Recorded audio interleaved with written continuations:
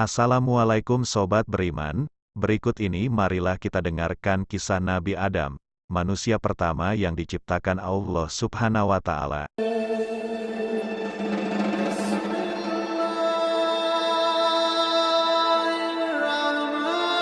Bismillahirrahmanirrahim. Allah Subhanahu wa Ta'ala menciptakan Nabi Adam sebagai manusia pertama di dunia. Sebagai umat Islam, mempercayai adanya Nabi dan Rasul-Nya merupakan salah satu rukun iman. Penciptaan Nabi Adam dituliskan Allah Subhanahu wa Ta'ala dalam Al-Quran Surat Al-Baqarah 30-39. Dijelaskan, para malaikat sempat bertanya tujuan penciptaan manusia yang bisa membuat kerusakan di bumi, tetapi Allah menjawab hal itu dengan bijaksana. Wa isqala rabbuka lil malaikati ini jailun fil ardi khalifah. Kalu atajlu fiha may yufsidu fiha wa yasfikut dima wa nahnu nusabihu bihamdika wa nuqaddisu lak. Qala ini alamu ma la ta'lamun. Artinya, dan ingatlah ketika Tuhanmu berfirman kepada para malaikat, aku hendak menjadikan khalifah di bumi.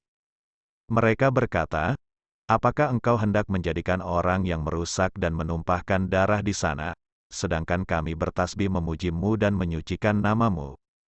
Allah Subhanahu wa Ta'ala berfirman, sungguh, aku mengetahui apa yang tidak kamu ketahui. Dikutip dari buku Kisah Para Nabi oleh Ibnu Katsir, Nabi Adam diciptakan oleh Allah Subhanahu wa Ta'ala dari tanah dengan hanya mengucapkan perintah, kun fayakun. Sebagaimana firman Allah Subhanahu wa Ta'ala dalam Al-Quran Surat Ali Imran ayat 59, Inna masala Isa indalahi kamasali Adam, halakohu min turabin sumakola lahu kun fayakun. Artinya, sesungguhnya perumpamaan, penciptaan Isa bagi Allah, seperti penciptaan Adam. Dia menciptakannya dari tanah, kemudian dia berkata kepadanya, jadilah, maka jadilah sesuatu itu. Dalam hadits riwayat Bukhari, Nabi Muhammad SAW bersabda bahwa Nabi Adam memiliki tinggi hingga 60 hasta dengan rambut yang lebat. Sesungguhnya, Allah telah menciptakan Adam dalam bentuk seorang laki-laki yang tubuhnya sangat tinggi dan rambutnya sangat lebat, tubuhnya seperti buah kurma yang menjulang sangat tinggi. Kemudian, Allah Subhanahu wa Ta'ala ajarkan semua hal kepada Nabi Adam agar ia memahaminya. Hal ini dijelaskan dalam Al-Quran Surat Al-Baqarah ayat 31 wa alama adamal asma kuloha suma aradaum alal malaikati fakola ambiuni bi asmai haulai in kuntum sadikin. Artinya, dan dia ajarkan kepada Adam nama-nama benda, semuanya. Kemudian dia perlihatkan kepada para malaikat, seraya berfirman, sebutkan kepadaku nama semua benda ini, jika kamu yang benar. Setelahnya, Allah Subhanahu wa Ta'ala ciptakan Siti Hawa dari tulang rusuk Nabi Adam sebagai pasangannya. Hal ini tertulis dalam Quran Surat An-Nisa ayat 1. Ya ayuhan nasutaku rabakumulazi halakakum min nafsi wahidati wa halaka min hazaujaha wa basa min humari jalang kasirau wa nisa, wa takulahalazi tasaluna bihi wal arham, inaloha kana alaikum rakiba. Artinya, wahai manusia, bertakwalah kepada Tuhanmu yang telah menciptakan kamu dari diri yang satu, Adam, dan Allah menciptakan pasangannya, Hawa, dari dirinya. Dan dari keduanya Allah memperkembangbiakkan laki-laki dan perempuan yang banyak. Bertakwalah kepada Allah yang dengan namanya kamu saling meminta, dan peliharalah hubungan kekeluargaan. Sesungguhnya Allah selalu menjaga dan mengawasimu. Kemudian, Allah persilakan Nabi Adam dan Siti Hawa untuk tinggal di surga dan menikmati semua nikmatnya. Hanya saja, Allah melarang Nabi Adam dan Hawa untuk mendekati salah satu pohon di dalam surga. Wa ya Adamuskun anta wa zaujukal janata fakula min haitsusyituma wa la takraba hazihisi syajarata fatakuna minas zalimin. Artinya, dan Allah berfirman, wahai Adam, tinggallah engkau bersama istrimu dalam surga dan makanlah apa saja yang kamu berdua sukai. Tetapi janganlah kamu berdua dekati pohon yang satu ini.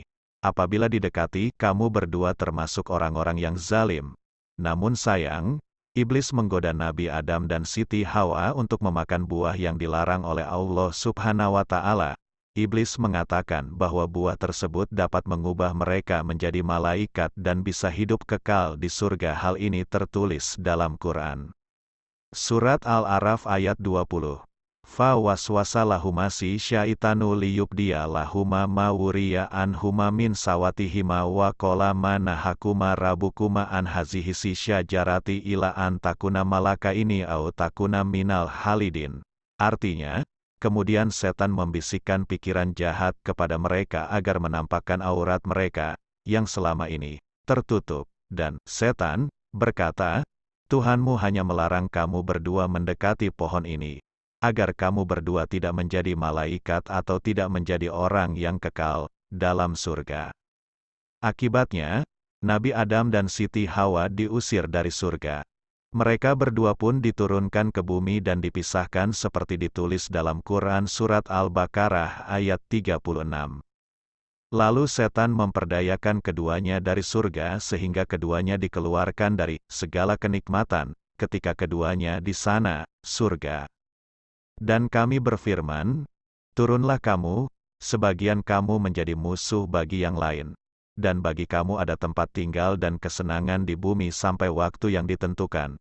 Sebelum itu, Nabi Adam dan Siti Hawa memohon ampun kepada Allah seraya bertaubat atas dosa yang dilakukannya.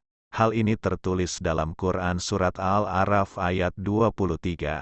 Qala Rabbana zalamna anfusana wa illam takfir lana wa tarhamna lanakunana minal hasirin. Artinya, keduanya berkata, Ya Tuhan kami telah menzalimi diri kami sendiri. Jika Engkau tidak mengampuni kami dan memberi rahmat kepada kami, niscaya kami termasuk orang-orang yang rugi. Sebelum membisikkan godaan kepada Nabi Adam dan Siti Hawa, iblis diketahui tidak menyukai mereka, bahkan, ia bersikap sombong dan enggan mematuhi perintah Allah untuk bersujud di depan Nabi Adam. Dalam Quran Surat Al-Hijr ayat 30-31 Allah Subhanahu wa Ta'ala berfirman agar malaikat dan iblis sujud di hadapan Nabi Adam. Namun, ia mengingkari ucapan Allah Subhanahu wa Ta'ala. Fasajadal malaikatu kulluhum ajmaun ila iblis. Aba ayyakuna ma'as sajidin. Artinya, maka bersujudlah para malaikat itu semuanya bersama-sama, kecuali iblis.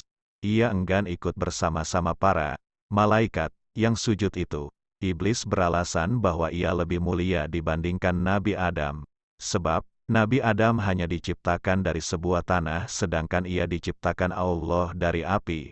Allah Subhanahu wa Ta'ala pun mengusir iblis dari surganya sesuai dalam Quran Surat Al-A'raf ayat 18. Qala ruj min hamazumam methura, laman tabiaka min hamlam la'ana jahannama minkum ajmain. Artinya, Allah berfirman, keluarlah kamu dari sana, surga, dalam keadaan terhina dan terusir, sesungguhnya barang siapa di antara mereka ada yang mengikutimu, pasti akan aku isi neraka jahanam dengan kamu semua. Allah menciptakan Nabi Adam dengan tujuan hendak menjadikan ia sebagai khalifah pertama di bumi. Hal itulah mukjizat yang diterima Nabi Adam dari Allah seperti disebutkan dalam Quran Surat Al-Baqarah ayat 30. Kemudian, Allah juga akan menjadikan keturunan-keturunan Nabi Adam sebagai khalifah sesuai dalam Quran Surat An-Naml ayat 62 yang berbunyi Amme yujibul muttara iza da'ahu wa yaksifus suwa wa yajalukum khulafal ard, a'ilahum ma'allah, kalilam matazakarun. Artinya, bukankah dia, Allah, yang memperkenankan doa orang yang dalam kesulitan apabila dia berdoa kepadanya, dan menghilangkan kesusahan dan menjadikan kamu, manusia, sebagai khalifah, pemimpin di bumi. Apakah di samping Allah ada Tuhan yang lain? Sedikit sekali nikmat Allah yang kamu ingat. Usai diusir dari surga, Nabi Adam terpisah dengan Siti Hawa. Berdasarkan riwayat Hasan, Adam diturunkan di wilayah India, sedangkan Hawa di Jeddah. Iblis diturunkan di wilayah Dastimian di Basrah, sementara ular diturunkan di wilayah Isbahan.